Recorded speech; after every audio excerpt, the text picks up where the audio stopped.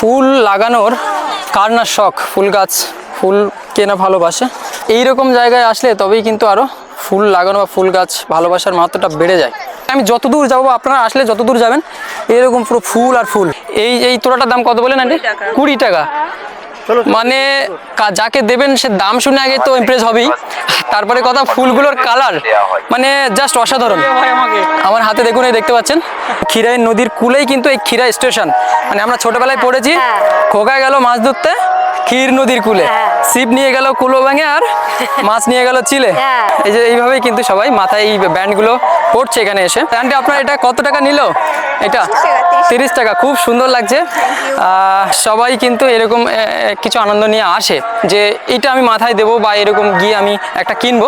এই ধরনের যে প্লাস্টিক, এটা কিন্তু জমির কোনো রকম একদম মানে উপকারী কিছু নয়। স্বচ্ছ পরিষ্কার একটা জায়গায় এসে এই ধরনের অপকর্মগুলো করার থেকে আপনি বাড়িতেই বসে থাকুন, এই জায়গায় আপনার আসার দরকার নেই।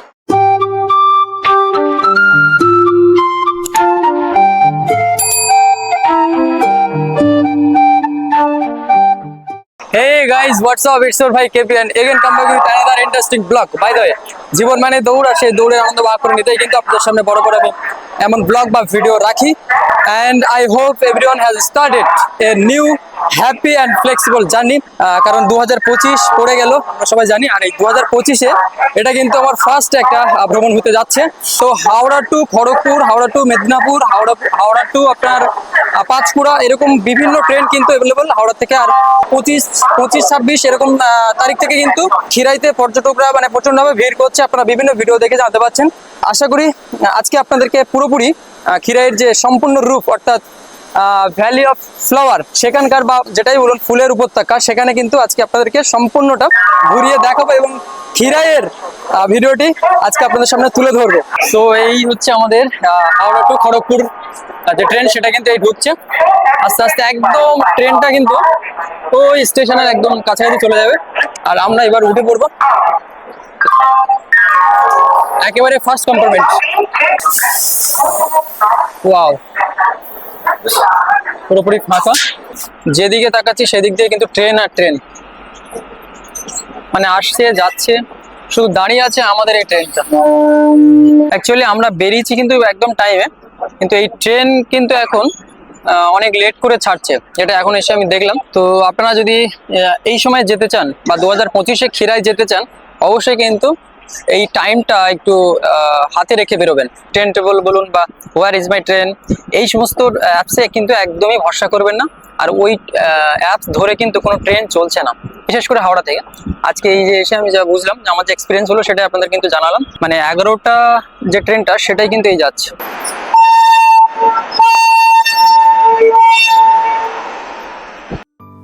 সাল 2025 জানুয়ারির প্রথম সপ্তাহ সবে পার করেছি। বহু পূর্ব পরিকল্পিত আয়োজনের অবশেষে আজ যাত্রার উদ্ঘাটন হলো। কলকাতা নয়, হাওড়া নয়, আজকের গন্তব্য এখান থেকে নেহাত 70-75 কিলোমিটার দূরে। সকাল সকাল তাই হাওড়ায় পৌঁছে একেবারে 20-40 টাকায় রিটার্ন কাগজটি পকেটজাত করি। 2 ঘন্টার পথ, নতুন কিছু দেখার ও জানার পাশাপাশি ভিড়াভিড়ি ঠেলাঠেলির কষ্টও হতে পারে। এছাড়া লোকাল ট্রেন বলে কথা, তার উপর সময়ের হেরফের, এমনকি নিঃসঙ্গতাও কাজ করতে পারে। তবে যাত্রা যদি হয় প্রথম, বিশ্বাস করুন কখন কেটে যাবে 2 ঘন্টা আপনি টেরই পাবেন না।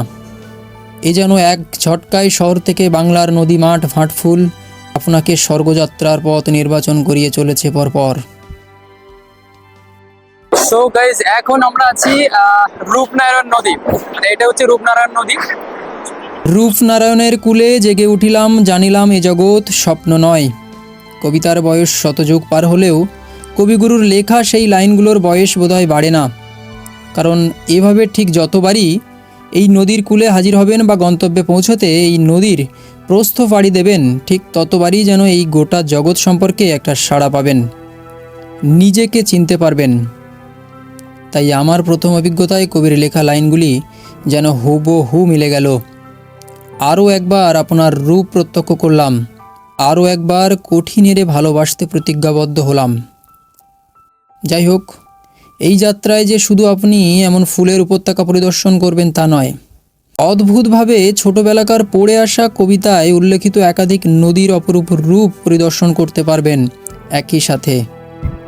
হ্যাঁ দাদু, তাহলে লেবু 10, না খেলে লস। না খেলে লস। হ্যাঁ, হাত সোজা করো। একদম। হাতে লেগে গেছে।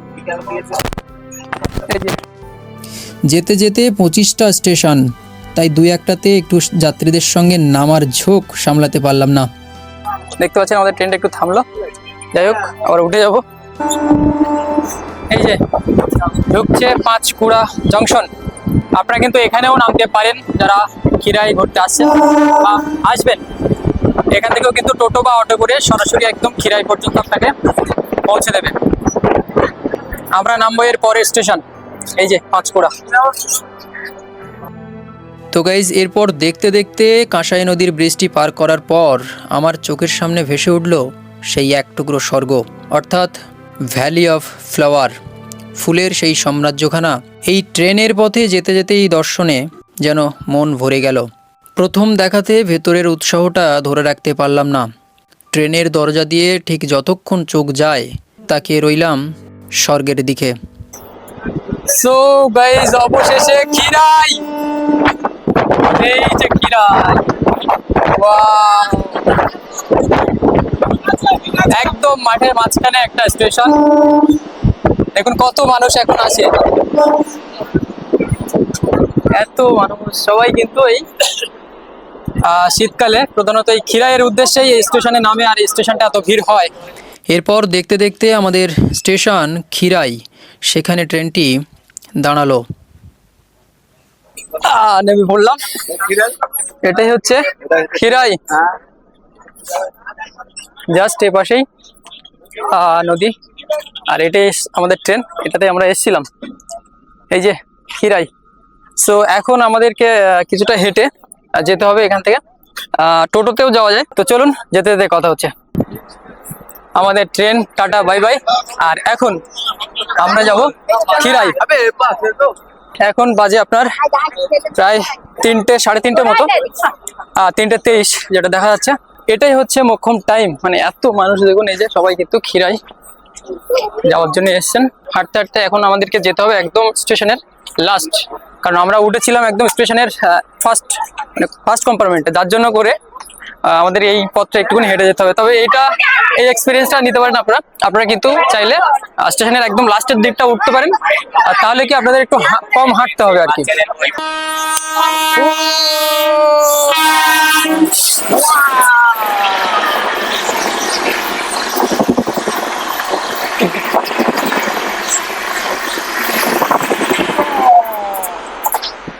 এক টুকরো ফুলের রাজ্য বলা হয়, বা ফুলের উপত্যকা, বা আপনি যেটাই বলুন, ভ্যালি অফ ফ্লাওয়ার। আজকে সেখানেই কিন্তু আপনারা আমাকে দেখতে পাবেন।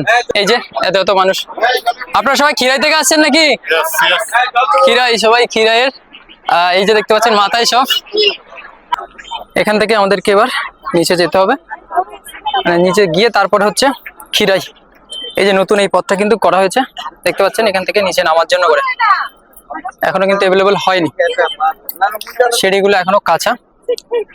তো আমরা এই খিরাই স্টেশন রেখে ওপারে হচ্ছে আমাদেরকে যাওয়ার সময় কিন্তু ওপারে যেতে হবে, আর আমরা নামলাম হচ্ছে এই 1 নম্বর প্ল্যাটফর্মে। যাই হোক, আস্তে আস্তে এইভাবে হাঁটতে হাঁটতে আমরা কিন্তু নিচে আসতেই কিন্তু এখানেই এই যে এই ধরনের মারুতিগুলো আপনারা আসলে দেখতে পাবেন। এখান থেকে আপনারা মারুতি করেও যেতে পারেন এবং হেঁটেও আপনারা যেতে পারেন। এই যে সবাই কিন্তু উঠছে। দাদা, এগুলো কি খিরাইয়ের উদ্দেশ্যে? কত করে লাগবে এখানে? এক একজনের 20 করে। হেঁটে কতক্ষণ লাগতে পারে? আচ্ছা, তো গাইস এটাই হচ্ছে ব্যাপার। আপনি যে টাইমে আসবেন সেই টাইমটাকে মাথায় রেখে, আমি যেহেতু একটু বিকেল হয়ে গেছে, মানে টাইমটা আপনাদের আস্তে আস্তে বলছিলাম, যেহেতু এই লাইনে হাওড়া থেকে প্রচন্ড লেট করে ছাড়লো গাড়িটা, যার জন্য করে আসতে আমি যে সময় বেরিয়েছিলাম সেই সময়টা পৌঁছাতে পারিনি। এখন অনেকটা দেরি, প্রায় 3:30 বাজে। তো একটু যাতে তাড়াতাড়ি আমি আপনাদেরকে ওখানে যেতে পারি, এটাই মোক্ষম টাইম। দেখতে পাচ্ছেন বিকেলের একদম মোস্ট টাইম এটা। তো এই সময়টাই ওখানে পৌঁছাবো, তার জন্য তাড়াতাড়ি করে একটু আমি গাড়িতে যাচ্ছি। আপনারা চাইলে কিন্তু এখান থেকে হেঁটেই যেতে পারেন। এই যে যাচ্ছে সবাই দেখুন, এই নামার পর, স্টেশন থেকে নামার পরই এখান থেকে হেঁটে আপনারা সরাসরি খিরাই। তো অবশেষে কাছে চলে এলাম। ওই যে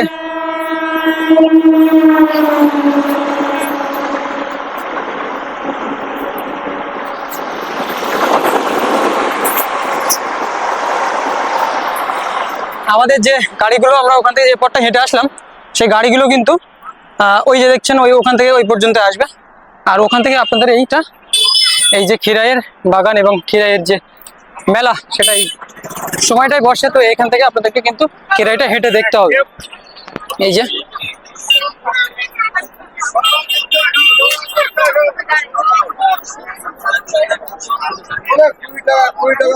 একেবারে এই যে উপর দিয়ে গেছে ব্রিজ, আর এই ব্রিজের নিচেই কিন্তু মেলাগুলো বসে।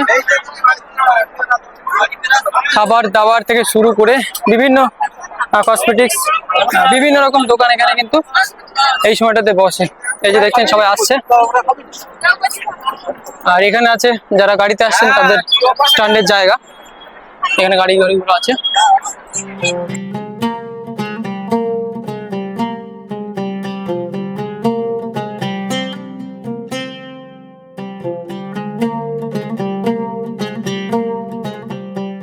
অবশেষে আমরা পা দিয়েছি খিরাই।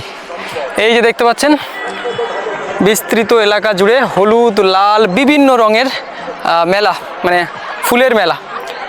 ভ্যালি অফ ফ্লাওয়ার বলুন বা এক টুকরো স্বর্গ বলুন, এখানটা এই শীতে আসলে আপনি সত্যিটা উপভোগ করতে পারবেন। বাই দ্য ওয়ে, আমি কিন্তু একেবারে দাঁড়িয়ে আছি আমাদের যে মাঠ, মানে গ্রাম্য মাঠের যে এই আল হয় সেই আলের উপরেই কিন্তু দাঁড়িয়ে আছি। আর আপনারা আসলেও আপনাদেরকে এখানে দাঁড়াতে হবে, কোনো রকম পাকা বা বিশেষ কোনো মানে এখানে ব্যবস্থা নেই। ওই যে হাওড়ার দিকে যে ট্রেন সেটা চলে যাচ্ছে। আমি একটু এই ভাইয়ের সঙ্গে কথা বলবো। বলছি ভাই, এই কতটা জায়গা জুড়ে এটা বিস্তৃত, মানে কতটা জায়গা জুড়ে চাষ হয় এরকম ফুল? 21 বিঘা। টোটালটা 21 বিঘা। মানে কতজন মানুষ এখানে চাষাবাদে থাকেন এই ফুলের? অনেকজন, বলতে গেলে 70-80 জন।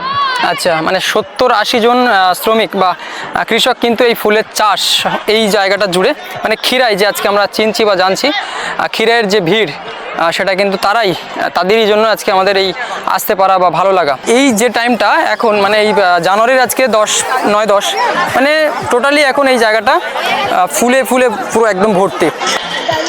সবাই কিন্তু সেলফি বা বিভিন্ন রকম মোডে ফটো নিতে ব্যস্ত, বুঝতে পারছেন। দিদা, কি সারাদিন ফুল তুলতে হয়?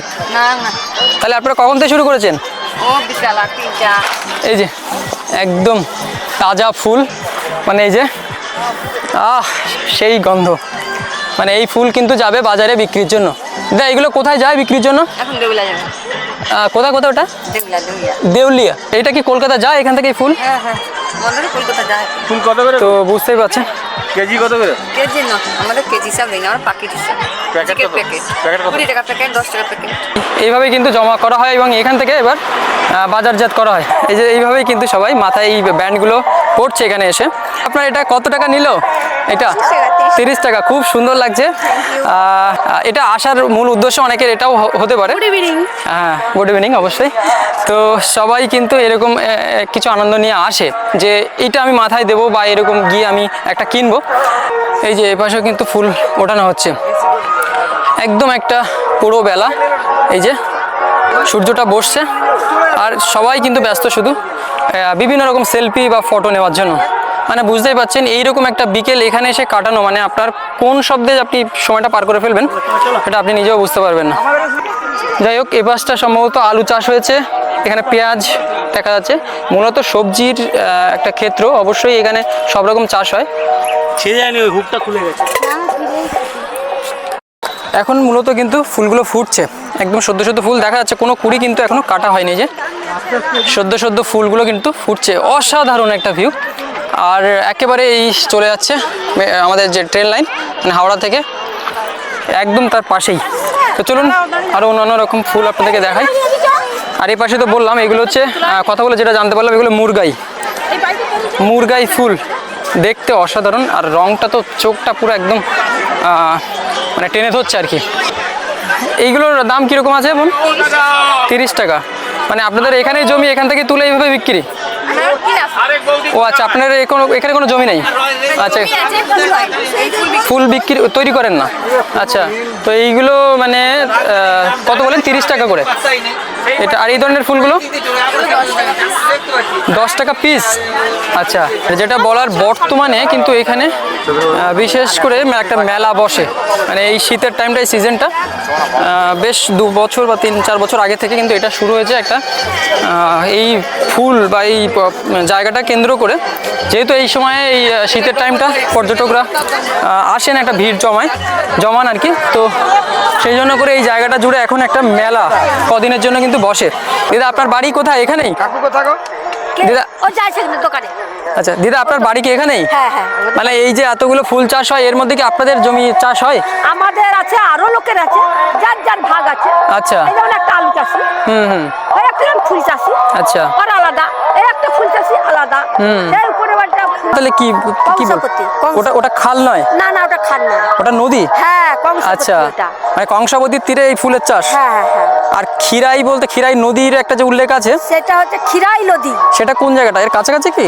ক্ষীরার গোড়ায়, একদম ক্ষীরার গোড়ায়। ওই যে গাড়ি থাকতে আপনি ট্রেন থাকতে লাভ যান। আচ্ছা। ওহো আচ্ছা, মানে আমরা নামলাম ক্ষীরাই নদী ওই সাইডটা। হ্যাঁ। আচ্ছা, মানে বুঝতে পারছেন, আপনি যেখানে নামবেন, মানে আমি যে মূলত যেখানে নামলাম আপনাদেরকে দেখাচ্ছিলাম, এটাই হচ্ছে সেই ক্ষীরাই নদী, এবং ক্ষীরাই নদীর কূলেই কিন্তু এই ক্ষীরাই স্টেশন। মানে আমরা ছোটবেলায় পড়েছি, খোকায় গেল মাছ ধরতে ক্ষীর নদীর কূলে, ছিপ নিয়ে গেল কুলো ভাঙে, আর মাছ নিয়ে গেল চিলে। হ্যাঁ। ক্ষীর নদী বলতে সেটাই ক্ষীরাই, সেটা ক্ষীরাই নদী, ছোটবেলায় পড়া। আর এইটার নাম দিয়েছে ক্ষীরাই। আচ্ছা। এইটা হচ্ছে গ্রামের নাম হচ্ছে দোকানদা। দোকানদা? হ্যাঁ দোকানদা, এই ফুল চাষ। দোকানদা? হ্যাঁ। আচ্ছা এই জায়গাটা। আচ্ছা দিদা, এগুলো কত করে এক একটা প্যাকেট? 10 টাকা। যেটাই নেই? হ্যাঁ, যেটা নেবে 10 টাকা। আচ্ছা, এটা তো একরকম দেখা যাচ্ছে, গাঁদা ফুল। হ্যাঁ। আচ্ছা, তো বুঝতে পারছেন 10 টাকা, 10 টাকা। 10 টাকা প্যাকেট, এতগুলো ফুলের মানে দাম হচ্ছে 10 টাকা। আর আমরা পুজোর জন্য যে সময় ফুল কিনি, আপনারা জানেন সচরাচর সেই দাম কিন্তু এর থেকে অনেক। যে দেখে শেষ করতে গেলে কিন্তু অনেকটাই টাইম। এই যে দেখুন, একদম কাঁচা হলুদ। শুধু ফুল নয়, ফুলের পাশাপাশি আরও অনেক সবজি চাষও হয় এই জায়গাটা কেন্দ্র করে। দেখতে পাচ্ছেন এখানে কিন্তু ছিল ওলকপি, এটা দেখা যাচ্ছে মনে হয় ব্রুকলি, আর উপাসে হচ্ছে ফুলকপি দেখা যাচ্ছে, উপাসে বাঁধাকপি আছে, বিভিন্ন রকম সবজিও কিন্তু এখানে চাষ হয়। তবে ফুলটাই মূলত এখানকার বিশেষত্ব। কি সুন্দর লাগছে একবার দেখুন, মানে ফুলটা এখানে এই যে দেখুন। আর আপনার হাতে ওগুলো কি বিক্রির জন্য? মানে এখান থেকে তুললেন? দুটো 30 টাকা করে। তো দেখুন এইভাবেই কিন্তু দামাদামি হয়। তো অবশ্যই ওনারা অনেক কম দামে বিক্রি করেন এখানে। আমরা যেহেতু জানি যে শহরের অন্যান্য জায়গায় কিন্তু এই ফুল কিনতে গেলে, এই যে আন্টি একটু করে আমার হাতে দেবেন, এই তোড়াটার দাম কত বলেন আন্টি? 20 টাকা। মানে যাকে দেবেন সে দাম শুনে আগে তো ইমপ্রেস হবেই, তারপরে কথা ফুলগুলোর কালার মানে জাস্ট অসাধারণ। আমার হাতে দেখুন, এই দেখতে পাচ্ছেন। Thank you. তো এই ফুল, তবে হ্যাঁ আমি যেহেতু ফুল নিই না, কারণ এই তোলার থেকে আমি গাছ কিনতেই বেশি স্বাচ্ছন্দ্য বোধ করি, কারণ ফুল। আচ্ছা, গাছও এখান থেকে নিয়ে যাওয়া যাবে? মানে এই ফোটা অবস্থায় নাকি এমনি ছোট্ট চারা? ছোট চারাও আছে। আচ্ছা, তো যে যতগুলো ফুল আপনাদেরকে দেখাচ্ছে ফুল গাছ, সবগুলোই কিন্তু এরকম চারা গাছ এখান থেকে আপনারা সংগ্রহ করতে পারবেন। আমি বলবো সেটাই করুন। এই ফুল ছিঁড়ে আপনারা বাড়িতে নিয়ে যাওয়ার থেকে এটা কয়েকদিনের জন্য হয়তো থাকবে, কিন্তু এই চারা যদি আপনি নিয়ে যান তাহলে আপনার বাড়িতে হয়তো একটা সিজন একটা সৌন্দর্য দেবে। এই যে দেখুন এখানে কি সুন্দর সুন্দর লাগছে, এগুলো আমাদের সম্ভবত বাড়িতে লাগানো হয়। এই যে কালারটা দেখুন কি সুন্দর, মানে এগুলো এখনও পুরোটাই ওঠেনি, উঠলে খুব সুন্দর লাগবে। ফুল লাগানোর কার না শখ, ফুল গাছ ফুল কেনা ভালোবাসে, তো এই রকম জায়গায় আসলে তবেই কিন্তু আরও ফুল লাগানো বা ফুল গাছ ভালোবাসার মাত্রাটা বেড়ে যায়। অবশ্যই সেটাই রিকমেন্ড করব। মানে আপনারা সিজনের এই সময়ে একটা দিনে যদি কোথাও ঘুরতে চান, তবে এই জায়গা, এই স্বর্গটা একবার ভ্রমণ করুন। তো এইখানে দেখুন আছে কিছু কসমস ফুল, এগুলো কসমস বলে, যেগুলো আমরা বাড়িতেও লাগাই। কি সুন্দর সুন্দর, কিন্তু এদের যে কাণ্ড কিন্তু প্রচণ্ড দুর্বল, মানে ভুল করেও একটা হাত দেবেন না, ধাক্কা লাগলেই ভেঙে যায়, যেটা আমরা জানি। তো দেখতে কি সুন্দর লাগে এখান থেকে, মানে হারিয়ে যেতে ইচ্ছে হবেই হবে আপনার। উফ, কি সুন্দর লাগছে একবার দেখুন। সম্পূর্ণ ফুল কিন্তু এখন ফুটে গেছে। ওয়াও, এখানে দেখুন একদম গাঁদা ফুলের মতো, মানে এইগুলো অনেকটা গাঁদা ফুলের মতো, কি সুন্দর, এবং কালারটা জাস্ট অসাধারণ। এখানে কি সুন্দর লাগছে, অনেকগুলো অনেক রকম ফুল আছে এখানটায়। এই পাশে আছে সাদা চন্দ্রমল্লিকা, যেটা দেখা যাচ্ছে দেখুন সবুজের মাঝখানে একদম ধপধপে সাদা, পুরো একটা গাছ, মানে একটা তোড়া, এই যে দেখতে পাচ্ছেন খুব সুন্দরভাবে। এখানে কিন্তু এইভাবেই কিন্তু তৈরি করা হয় গাছগুলোকে, যাতে প্রচুর পরিমাণে ফুল ধরে বা ফুল আসে। এখানেও কিন্তু একটা চন্দ্রমল্লিকার কালার দেখা যাচ্ছে, এগুলো সব চন্দ্রমল্লিকা। তো বুঝতেই পাচ্ছেন এখন কিন্তু পুরোপুরি জায়গাটা ফুলে একদম টগমগ করছে। যাই হোক গাইজ, আরও একটা কথা আপনাদেরকে একটু জানাবো, মানে আপনারা প্রতি বছর বা এই সময়ে প্রতিটা বছরের এই টাইমে মোক্ষম টাইমে আপনারা ঘুরতে আসছেন, সেটা খুব ভালো কথা। এই জায়গার একটা যে পর্যটন কেন্দ্র তৈরি হচ্ছে পরপর আরও বৃহৎ আকারে, সেটা খুবই ভালো কথা। কিন্তু আপনাদেরই খেয়াল রাখতে হবে, কারণ আপনারা বলতে আমাদেরই মতো যারা আসছি এই জায়গাটা দেখতে ভ্রমণ করতে, তো তাদের একটুখানি খেয়াল রাখতে হবে। আমি এখানে বসে একটুখানি দেখাচ্ছি, এই ধরনের যে প্লাস্টিক, এটা কিন্তু জমির কোনো রকম একদম মানে উপকারী কিছু নয়, যেটা এখানকার কৃষকরাই বলবে। তো আমার দেখে তো সত্যি এটা আগে চোখ গেল। অবশ্যই আমি আপনাদেরকে রিকমেন্ড করব যে আপনাদের যারা বাইরে থেকে খাবার আনছেন, বা আমি এখানে মূলত সেরকম বিক্রয় তারা পারমিশন দেন না যে এখানে এসে এইভাবে ফেলতে পারেন, অবশ্যই এটা খেয়াল রাখবেন। এই ধরনের প্লাস্টিক কিন্তু এই জমির মানে ফুলের যে চারার আশপাশে না ফেলার, কারণ এটা কোনো মতে উচিত নয়, একটা অনুচিত কাজ। পান খেতে তো অনেকেরই ভালো লাগে, কিন্তু পানের যে পিক, পানটা খাবেন সেটা খুব ভালো কথা, আপনার রসের বিষয়। কিন্তু এই ধরনের জায়গায় এসে যদি আপনি পানের পিকটা মনে করলেন আর পুচ করে ফেললেন একদম ফুলের সাইড বরাবর, মানে এই করে হাওড়া ব্রিজটা যাচ্ছে, আর হাওড়া থেকে মানুষগুলো এখানে এসে এই জায়গাটাও ভাসাচ্ছে। তো এই জিনিসটা মাথায় রাখবেন, পান খান বা যাই খান, যেটাই খান, অবশ্যই একটা মার্জিত স্বভাবে খান। কারণ এই জায়গায় এসে, এই সুন্দর স্বচ্ছ পরিষ্কার একটা জায়গায় এসে এই ধরনের অপকর্মগুলো করার থেকে আপনি বাড়িতেই বসে থাকুন, এই জায়গায় আপনার আসার দরকার নেই, এটা আমি বলবো। যাই হোক, মার্জনা করবেন। আর আস্তে আস্তে আমরা কিন্তু চলে এলাম অনেকটা দূরে, মানে ভিতরে এই বিস্তীর্ণ এলাকা জুড়ে। আমি যত দূর যাবো, আপনারা আসলে যত দূর যাবেন এরকম পুরো ফুল আর ফুল, ফুল আর ফুল। দাদু বলছি, ভিড় কবে থেকে শুরু হয়েছে এই সিজনে? মানে লাস্ট ডিসেম্বরের লাস্ট থেকে শুরু? তখন কি এরকম ফুল ফুটেছিল? মানে ভিড়টা তখন থেকে শুরু, মানে ফুলের যে সময় সেটা বলতে গেলে এই টাইমটা আপনারা তোলা শুরু করে দিয়েছেন ফুল? আচ্ছা, বিক্রি দেখতে পাচ্ছেন ফুল কিন্তু এত মোটামোটা একটা ফুল হাতে নিলাম, এই যে দেখতে পাচ্ছেন কি সুন্দর একটা, মানে বাড়িতে ফুটলে আমরা ছিঁড়তে ভয় পাই, বিশেষ করে আমি, মানে এই ফুলটা কতদিন থাকবে। আর এখানে কিন্তু প্রতিনিয়ত এরকম ছিঁড়ে বাজারজাত করা হয়, কিংবা বিক্রির জন্য আপনারা জানেন পুজোয় লাগে। কালারটা দেখুন কি সুন্দর, আর এই সূর্যের রঙের সাথে মানে এই পড়ন্ত বিকেলে একটা ফুল এরকম একটা নয়, আপনি এখানে আসলে অসংখ্য হাজার হাজার ফুল আপনি দেখতে পাবেন। আর ভাবুন একবার কি সুন্দর লাগছে। যাই হোক, ফুল আমার হাতে করার কোনো রকম অধিকার আমার নেই, কারণ ফুল হচ্ছে গাছেই শোভা পায়। মূলত ওনারা ব্যবসার ক্ষেত্রে এটা করছেন, কিন্তু আমি আপনাদেরকে যেটা বলবো সেটা হচ্ছে এই, যদি পারেন একটা গাছ নিয়ে যান, কি বলেন, একটা গাছ নিয়ে বাড়িতে নিয়ে চলে যান। এই ছিঁড়ে নিলে কদিনের জন্য হবে? হ্যাঁ সেটাই, অবশ্যই সেটাই। যাই হোক, যারা আমার মতো তারা আমার মতো কথা বলতে পারবেন, আর যারা মনে করেন যে না আমি ছিঁড়ে কাউকে ধরবো, তো সেটাও আলাদা ব্যাপার। যাই হোক দাদু, ওইগুলো কি ফুল আছে ওই যে আপনার সুন্দর লাগছে? মোরগ ঝুটি। সুন্দর। আর ওগুলো কি, ওগুলো ফুল আছে নাকি? না ওগুলো সবজি। ওই যে ওপাশে ওগুলো কি ওই স্টিকের মতো উঠবে নাকি, মানে রজনীগন্ধার মতো কিছুটা? আচ্ছা আচ্ছা। আর এগুলো তো আলু মনে হচ্ছে। আচ্ছা, মানে সব রকমই চাষ, তবে ফুলের জন্য করে এই জায়গাটা বিখ্যাত, ফুলটা। আচ্ছা, তো এই গতবারে তো মানে 2024 সালে তো একটা বড় ভয়াবহ বন্যা টাইপের হলো, এই জায়গাগুলো কি জল উঠেছিল? তা এই জল তো নোনা জল সম্ভবত। ও আচ্ছা, মানে এই খিরাই নদীর জল সম্ভবত নাকি? কংসাবতীর থেকে প্লাবিত হয়েছিল। তো বুঝতেই পারছেন, তো ক্ষতিগ্রস্ত বলতে মানে জলের যে প্রভাব সেটা কিছু তো পড়েনি, মানে আপনারা পরে বই আবার চাষ করতে পেরেছিলেন।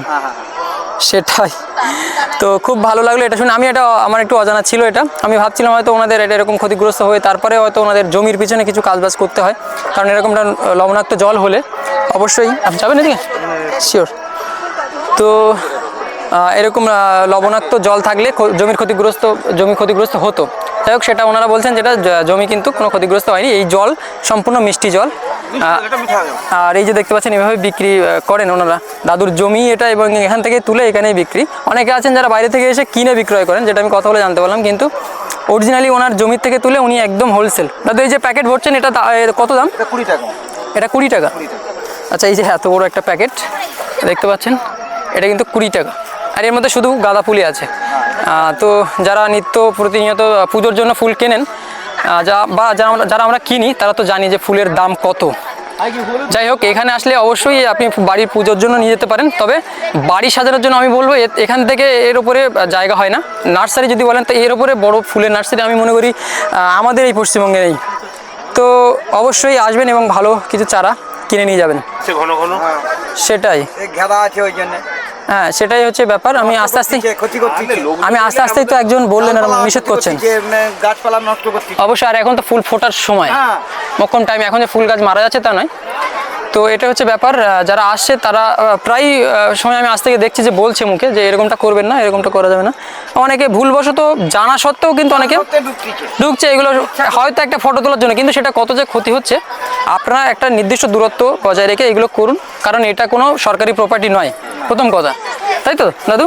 অবশ্যই তাদের কথা, তাদের যে রেস্ট্রিকশন সেটা মেনে আপনারা যত সৌন্দর্য উপভোগ করার, যা ছবি তোলার সব তুলুন, এটা হচ্ছে ওনাদের কথা। গ্যাডি গালাস, গ্যালাস, আচ্ছা। এই যে দেখুন কি সুন্দর একটা স্টিক উঠেছে। এই যে মনে হলো ভুল করে হাত দিয়ে ছিঁড়লাম, এইগুলো কিন্তু করা যাবে না। মানে এটাই করছে, আমি এসে যা দেখছি, আমি কিন্তু না দেখে এই কথাটা বলছি না। যাই হোক, তো এইগুলো অনেকটাই ওই রজনীগন্ধার মতো, তাই তো? এই দেখতে পাচ্ছেন খুব সুন্দর। এগুলো আমরা সচরাচর দেখি যে বাড়ি সাজানো বা বাড়ির ভিতরে টেবিল সাজানোর জন্য এই সমস্ত ফুলগুলোই ব্যবহৃত হয়। তো এগুলো তো মনে হচ্ছে এখনো ফোটেনি দাদু, মানে ফোটা আরম্ভ হয়নি সেভাবে? আরম্ভ হচ্ছে একটু একটু করে। আচ্ছা, মানে বন্যা হয়ে গেল তো, হ্যাঁ একটু মানে লাগাইতে দেরি হয়েছে। মানে অন্য বছর এই সময়গুলোতে এখানে ভরপুর থাকে, আর যেটা এখন এটা সবে হচ্ছে। তবে ক্ষতিগ্রস্ত আপনাদের সেভাবে হয়নি, সেটা একটা বড় ব্যাপার। মানে এই যে নদীর জলটা, এটা তো নোনা নয়, প্রথম কথা, ওই জন্য একটা ব্যাপার থাকে। এখানে 2 মানুষ জল ছিল, আপনি এখানে দাঁড়িয়ে আছেন। আচ্ছা, আমার মাথা সমান জল, মানে বুঝতে পারছেন? আমি একটু দেখাই, ওই ভেঙে গেছিল ওইখানটা একটু দূরে। আচ্ছা, মানে এই সমান জল, এই যে দাদুর সাথে কথা বলছি এর উপরে এখানটা এই সমান জল, মানে রাস্তাটা যেহেতু অনেকটা উঁচু, বুঝতে পারছেন, এটা নাবি এলাকা। এক সময় তো এখানে মানে ধান চাষ হয় বা অন্য কোনো চাষ হয়? হ্যাঁ হ্যাঁ, অন্য চাষ হয় কি? সবজি চাষ। আচ্ছা, মানে জলে একসময় তো ভর্তি থাকে। হ্যাঁ, বর্ষাকালে জলটা চাপ হয়। আচ্ছা, অন্য সময়গুলোতে মানে বছরের 7-8 মাস আপনারা এরকম ইয়ে থাকে, 2-3টে মাস একটু জলের জন্য জলমগ্ন হয়ে থাকে আর কি। তো যাই হোক, আর খাবার দাবার ব্যাপার বলতে তো এই যে দোকানপাটগুলো মানে কি এই সময়টাকে উপলক্ষ করে আসে 4-5 বছর ধরে, মানে এরকম ভিতরে এলাও হচ্ছে জায়গা দিয়ে। মানে যেহেতু পর্যটকরা বা পর্যটন কেন্দ্র হয়ে উঠেছে, পর্যটকরা আসছেন বিভিন্ন মানুষ ঘুরতে, তো সেহেতু খাবার দাবারের একটা ব্যাপার থাকে, সেটা এখানে আস্তে আস্তে গড়ে উঠছে বা উঠেছে। তো সব মিলে সত্যি খুব একটা অনবদ্য জায়গা। একটা দিন অবশ্যই আসুন এবং এই জায়গাটা স্পেন্ড করুন, এতটুকু নিরাশ হবেন না, আমার কথাই এটা আপনারা মিলিয়ে নেবেন। যাই হোক, 2025 সালের এই খিরাইয়ের যে বাগান, মানে এক টুকরো যে স্বর্গ, সেটাই আপনাদেরকে ঘুরে দেখাচ্ছি বা দেখালাম। আর চলুন, ভিডিওর প্রায় শেষ অংশে চলে এসেছি, কারণ এই যে সূর্যিমাও প্রায় তার কর্ম শেষ করার পথে। এই যে খিরাই মানে আপনার ট্রেন, মানে আপনার এই লাইন দিয়ে আস্তে আস্তেই কিন্তু বাঁ সাইডেই পড়বে। আমরা এখান দিয়েই কিন্তু গেছিলাম খিরাই স্টেশনে। দেখছিলাম এই যে তাল গাছ, এই 4টি তাল গাছ কিন্তু এরকমভাবে দাঁড়িয়েছিল। দাঁড়ান, দেখুন কি অসাধারণ লাগে, মানে ওই উপর থেকে তো খুব সুন্দর।